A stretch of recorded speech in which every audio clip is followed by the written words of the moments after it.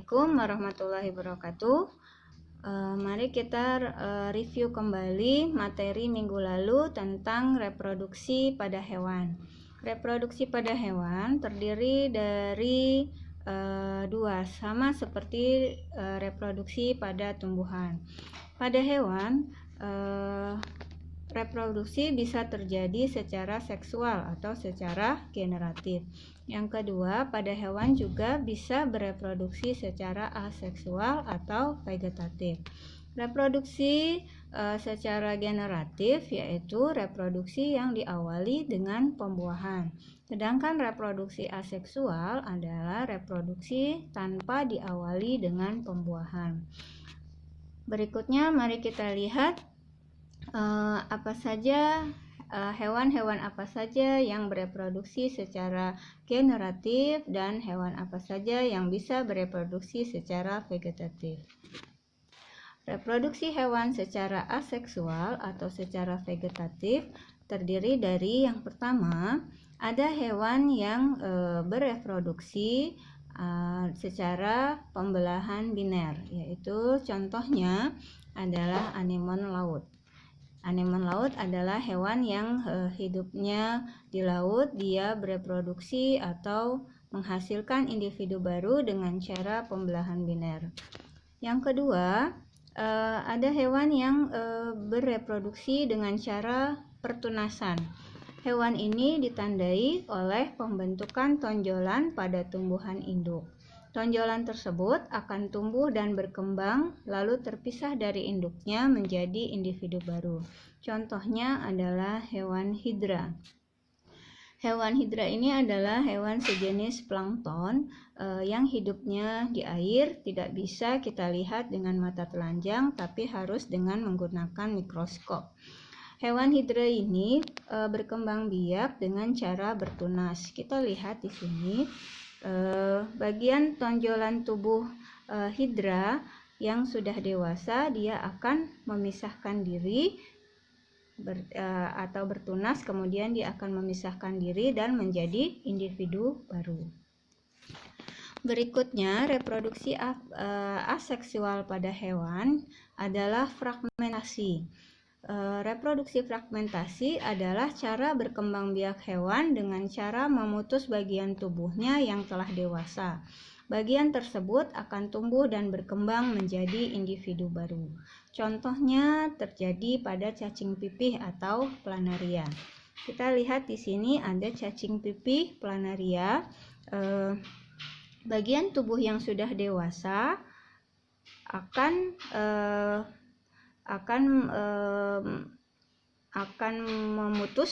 memutus ya, seperti kalian lihat di sini, cacing planaria akan memutuskan bagian tubuhnya yang sudah dewasa menjadi dua, kemudian bagian tubuhnya yang terputus tersebut akan menjadi individu baru.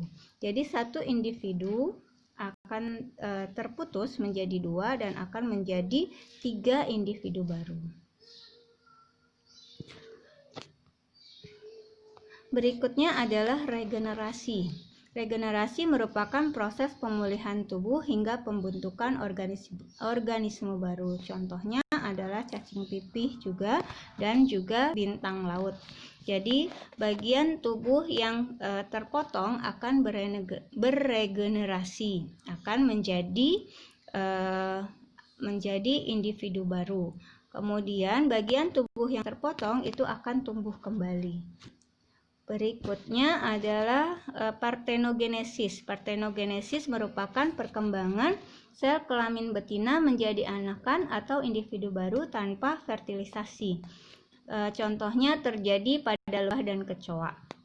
Hasil partenogenesis lebah akan menghasilkan lebah jantan dan pada kecoa akan menghasilkan kecoa betina tanpa sayap.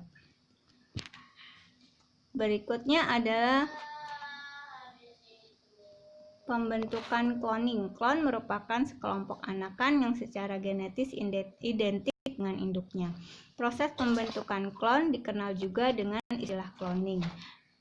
Pembentukan individu secara cloning ini juga termasuk termasuk perkembangbiakan secara vegetatif, karena individu baru terjadi tanpa diawali dengan pembuahan.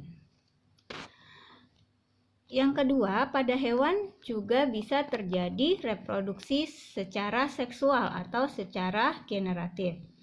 Reproduksi seksual atau secara generatif pada hewan itu bisa terjadi dengan dua cara. Yang pertama, fertilisasi secara eksternal, yaitu fertilisasi yang terjadi di luar tubuh induknya, atau pembuahan yang terjadi di luar tubuh induknya. Yang kedua adalah fertilisasi secara internal, yaitu fertilisasi atau pembuahan yang terjadi di dalam tubuh induknya. Kita lihat reproduksi seksual pada hewan, yaitu reproduksi pada ikan dan katak. Reproduksi pada ikan dan katak mengalami fertilisasi secara eksternal, berarti terjadi di luar tubuh induknya. Terdapat dua macam, yaitu fertilisasi secara acak dan fertilisasi di dalam sarang. Reproduksi pada katak itu terjadi secara fertilisasi eksternal juga. Terjadi saat katak jantan dan betina mengeluarkan sperma dan ovum ke dalam air dalam jumlah yang banyak. Sel telur yang dibuahi di luar tubuh induknya akan berkembang menjadi kecebong, kemudian menjadi katak berekor, lalu menjadi katak dewasa. Sekarang kita lihat reproduksi pada hewan reptil. Pada hewan reptil, perkembangbiakan terjadi secara fertilisasi internal, yaitu terjadi pembuahan di dalam tubuh induk betina. Reptil pada umumnya bersifat ovipar, yaitu bertelur, tetapi ada beberapa kadal dan ular yang bersifat ovovivipar. Ovovivipar berarti bertelur dan beranak. Sekarang kita lihat reproduksi pada unggas dan aves. Reproduksi pada unggas dan aves itu terjadi secara internal juga, berarti terjadi di dalam tubuh induknya, induk betina.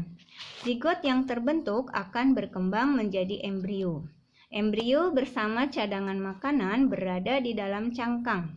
Telur akan keluar dari tubuh induknya, kemudian dierami hingga menetas. Unggas pada aves ini berkembangbiak secara ovipar, yaitu dengan cara bertelur. Yang berikutnya adalah reproduksi pada mamalia. Reproduksi pada mamalia itu terjadi secara internal. Terjadi secara internal, yaitu terjadi di dalam tubuh induknya. Mirip dengan manusia, sel telur yang sudah dibuahi akan berkembang menjadi embrio, kemudian menjadi janin. Setelah sempurna akan dilahirkan. Setiap mamalia mempunyai masa kehamilan yang berbeda-beda. Jadi mamalia ini bersifat vivipar, yaitu melahirkan. Di sini kita lihat masa kehamilan beberapa jenis mamalia. Contohnya adalah gajah. Gajah masa kehamilannya 19 sampai 21 bulan. Kucing itu 110 hari. Sapi 7 sampai 8 bulan. Kelinci 29 sampai 35 hari. Tikus 21 sampai 23 hari. Sedangkan kambing 145 sampai 155 hari. Kita lihat di sini semakin besar hewan itu, maka masa kehamilannya pun akan semakin lama. Setiap hewan mempunyai masa kehamilan yang berbeda-beda. Berikutnya adalah reproduksi pada serangga. Serangga merupakan hewan ovipar, yaitu hewan yang bertelur yang mengalami fertilisasi internal, berarti pembuahannya terjadi di dalam tubuh induknya. Setelah sel telur dibuahi, telur akan diletakkan di lingkungan sekitar tanpa dierami seperti di daun, batu, tanah, dan air. Perkembangan telur sampai serangga dewasa mengalami siklus atau daur hidup yang disebut dengan metamorfosis. Metamorfosis ada yang sempurna dan ada yang tidak sempurna. Metamorfosis sempurna terjadi pada kupu-kupu, nyamuk. Ya, sedangkan metamorfosis tidak sempurna itu terjadi pada belalang dan kecoa. Perbedaan antara metamorfosis sempurna dan tidak sempurna kalian bisa lihat di sini. Kupu-kupu termasuk hewan serangga yang bermetamorfosis secara sempurna. Artinya ada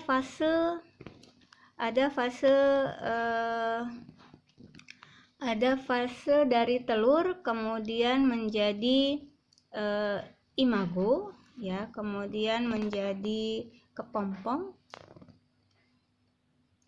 Ya, di sini ada telur, kemudian dari ulat menjadi kepompong, menjadi kupu-kupu, kemudian kupu-kupu bertelur dan seterusnya, ya.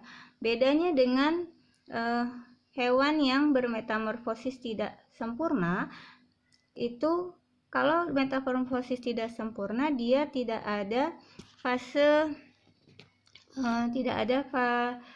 seperti kepompong. Jadi dari telur dia langsung menjadi individu baru, kemudian langsung tumbuh menjadi individu dewasa. Ya, itu perbedaan antara metamorfosis sempurna dan tidak sempurna. Ya, selanjutnya teknologi reproduksi pada tumbuhan dan hewan.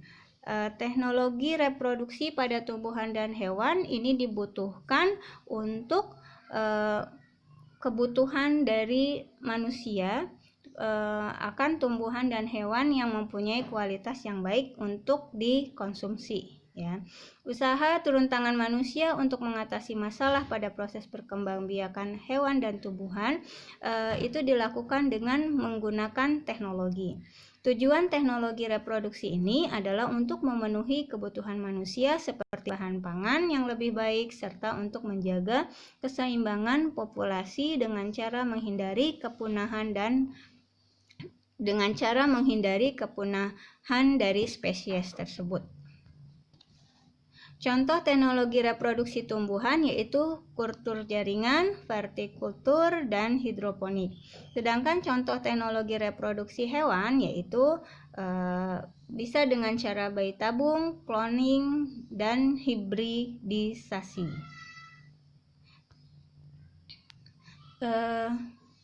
Di sini bisa kalian lihat proses dari bayi tabung, cloning, dan hibridisasi atau kawin silang. Ya, ini adalah gambar proses dari bayi tabung. Jadi yang namanya bayi tabung itu adalah pertemuan antara sel sperma dan sel telur, kemudian dikembangbiakan atau ditaruh di tempat seperti tabung. Kemudian setelah berkembang, kemudian ditanam di dalam rahim induk betina. Berikutnya adalah cloning. Cloning ini contohnya adalah pada domba Dolly yang dulu pernah dilakukan oleh ilmuwan di dunia. Kemudian hibridisasi itu adalah kawin silang. Di sini kawin silang kalian bisa lihat. Ya, misalnya di sini kambing yang berwarna berbeda-beda. Kemudian ini contoh dari sapi Brahma betina. Ini juga sapi metal jantan, yaitu sapi atau hewan-hewan yang mempunyai kualitas yang baik karena menggunakan teknologi hibridisasi kawin silang. Ya, demikian review kita kali ini tentang reproduksi pada hewan. Semoga kalian bisa ingat kembali dan menambah pengetahuan kalian tentang reproduksi pada makhluk hidup. Demikian akhir kata. Assalamualaikum warahmatullahi wabarakatuh.